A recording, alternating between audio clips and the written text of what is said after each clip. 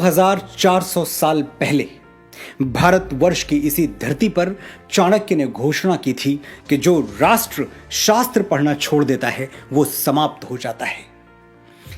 क्यों कहा था ऐसा चाणक्य ने? क्यों जरूरी है कागजों में छुपे अतीत को जानना? क्योंकि अतीत को जाने बिना भविष्य निर्माण की कोई संभावना है ही नहीं। जो देश अपना इतिहास भूल जाता है उसका भूगोल अपने आप समाप्त हो जाता है। जो लोग भुला देते हैं तारीख को अपनी, उन लोगों का ज्योग्राफिया बाकी नहीं रहता। पिछली कई सदियों से हमने अपने इतिहास की जमीनें लावारिस छोड़ रखी हैं। हम न उन जमीनों की ओर देखते हैं, न वहां जाते हैं, न परवाह करते हैं कि हमारे बाप दादा की जमीनों में कौन सी फसल बोई जा रही है और वो फसल कौन बो रहा है, किस नीयत से बो रहा है या फिर किस बदनीयती से बो रहा है। कहीं ऐसा तो नहीं कि हमारी उपेक्षा कुछ शैतानी ताकतों के लिए मुंह मांगी मुराद बन गई और उन्होंने गौतम और नानक के इस जमीन में कलंक के बीज बो दिए। बिल्कुल यही हुआ है।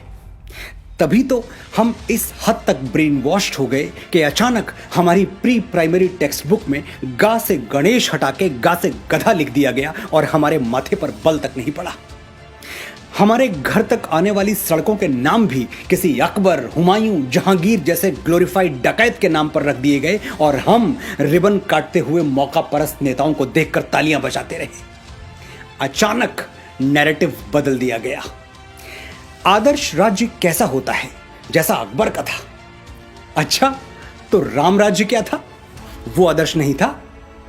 और अकबर के राज में हजारों किसानों को जजिया न देने के लिए फांसी पर टांग दिया गया था। ये आदर्श राज्य में होता है? ये तो हमें ढोल बजा के बताया गया कि अकबर ने जजिया माफ कर दिया था, लेकिन माफी से पहले जजिया का खूनी इतिहास हमें कभी नहीं पढ़ाया गया। और उसी अकबर ने वापस गैर मुसलमानों पर जजिया लाद दिया था, यह भी नहीं पढ़ाया गया। चित्तौड़गढ़ में 30,000 सिविलियंस को जिहाद के नाम पर काट डालने वाला आदर्श राजा था। आगरे के किले के सामने मीना बाजार लगवाने वाला जिल्ले इलाही था। जिल्ले इलाही यानी खुदा की परछाई। यह कौन सा खुदा है जिसकी परछाई इतनी काली है?